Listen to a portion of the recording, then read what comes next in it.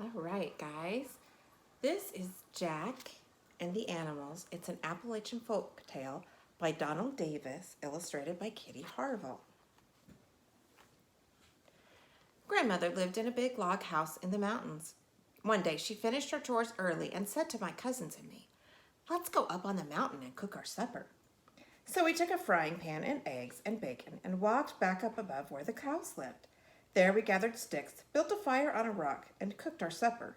When we had eaten, Grandmother told us a story about Jack.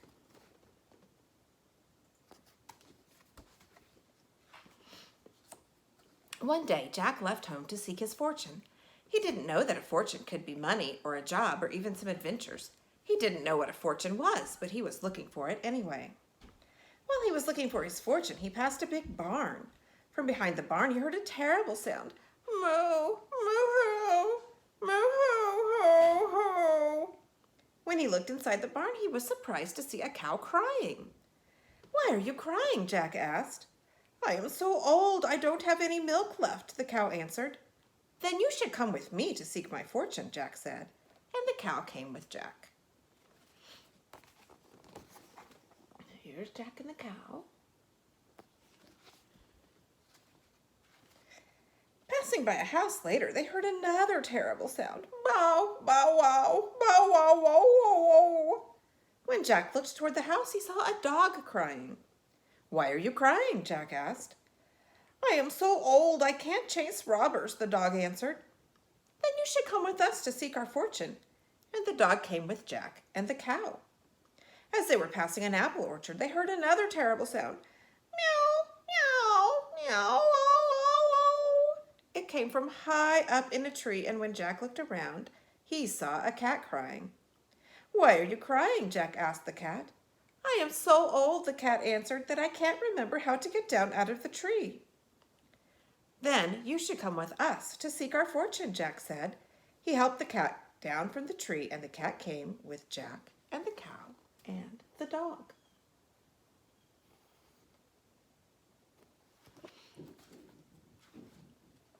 As Jack and his friends passed a hayfield, they heard another terrible sound. Hee-haw, hee-haw, hee-haw. When Jack looked, he was surprised to see a donkey crying. "Why are you crying?" Jack asked. "I'm so old that I can't do any work," the donkey answered. "Then you should come with us to seek our fortune," Jack said. And so the donkey came with Jack and the cow and the dog and the cat. The day was almost over, and still Jack and his friends heard another terrible sound. Cock-a-doodle-doo, cock-a-doodle-doo. The sound came from right on top of the barn they were passing, and when Jack looked up, he saw a rooster crying. "Why are you crying?" Jack asked the rooster. "I am so old that I can't tell if the sun is coming up or going down," the rooster answered. "Then you should come with us to seek our fortune," Jack told the rooster. And so the rooster came with Jack and the cow and the dog and the cat and the donkey. Pretty soon, Jack began to look for a place to spend the night along with his friends. He knocked on the door of a little house, and when no one came to the door, he looked in the window. By candlelight, he could see piles of gold and sacks of money and big bags of jewels. Jack thought, "This must be a robber's hideout." Then he saw a huge table covered with food. Jack and his friends were just about starved, and they could see that whoever had started the meal had left in a hurry. So they decided to go inside and finish the meal. Just as they finished eating, they heard footsteps on the porch. Jack was pretty sure it was the robbers coming home. "Hide, hide," Jack told the animals. While he blew out the candles, all of the animals hid. The cat hid in the fireplace where the fire had gone out.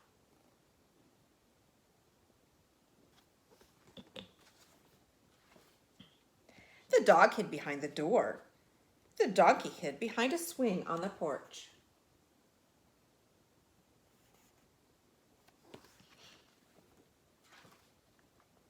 The cow hid in the bushes in the yard. The rooster hid on top of the house, and Jack hid up in a tree.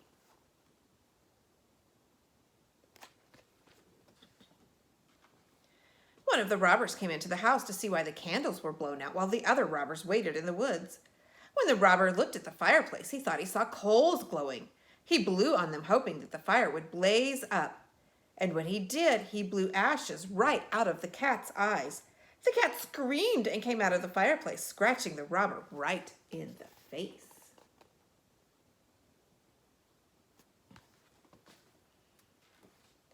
As the robber ran out the door, the dog came out and bit him all the way across the porch.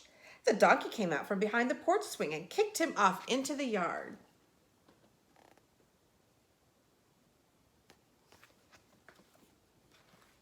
The cow caught him on her horns and tossed him out into the woods. The rooster crowed, cock-a-doodle-doo, cock-a-doodle-doo, and Jack held onto the tree and tried not to fall out from laughing so hard.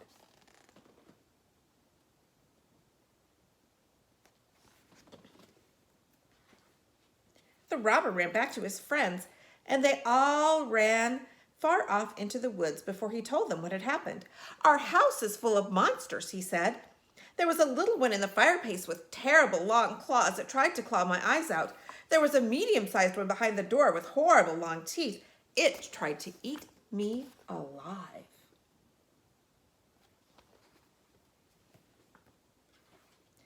"A bigger one with at least 5 legs kicked me off the porch. Then a huge one with horns tossed me in the woods. I got away from the worst one of all, though." "What could be worse than that?" the other robbers asked.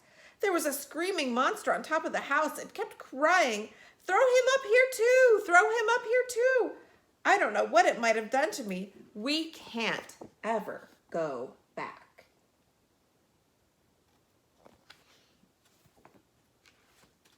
The next day, Jack brought the sheriff to see the robber's house. When the sheriff saw all that Jack had found, he said, "Jack, you have found a fortune."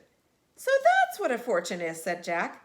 For getting rid of the robbers, the sheriff gave Jack and the animals the whole fortune to keep for themselves.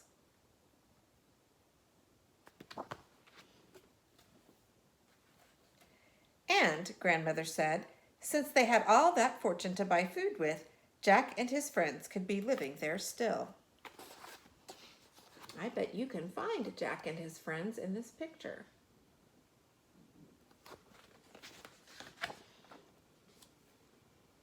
And there's a little bit about this story. It says, "When I was a child in the North Carolina mountains, Jack was a little boy who was so familiar to me, I thought he must live near my grandmother.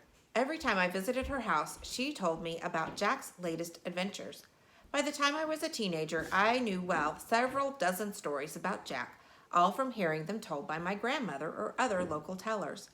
In this oral tradition, stories were not stored in books but in memory. They came to life in active telling to audiences who talked back and asked questions. Jack came to the Appalachian Mountains in stories brought over the Atlantic Ocean from the British Isles, though he is to be found in other cultures under other names.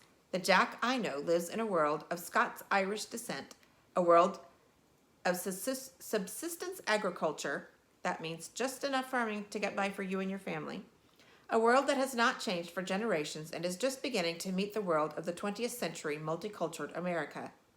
This Appalachian version of Jack and the Animals is but one of many traditions featuring the story motif. In the Arne Thompson Type Index, this story belongs to Type 130, The Animals in Night Quarters. Did you know that they categorize folktales like that?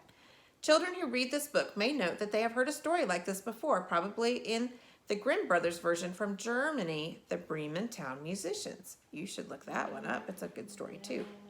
When I first met that version as a schoolboy, I reported to my mother that we read a story that was supposed to be about Jack but left him out.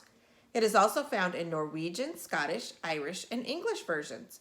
This rich variety will help the young reader, that's you, overcome the belief that any particular folktale is made of only one specific set of words. This telling of Jack and the Animals is not an attempt to capture Jack in a particular set of words and pictures. Please tell the story in your own words, see Jack in your own imagination, and then you may help keep our oral tradition living and vibrant. Maybe you could make up a story to tell to your folks, or even call your grandma or grandpa and tell them. Have a good day. Bye.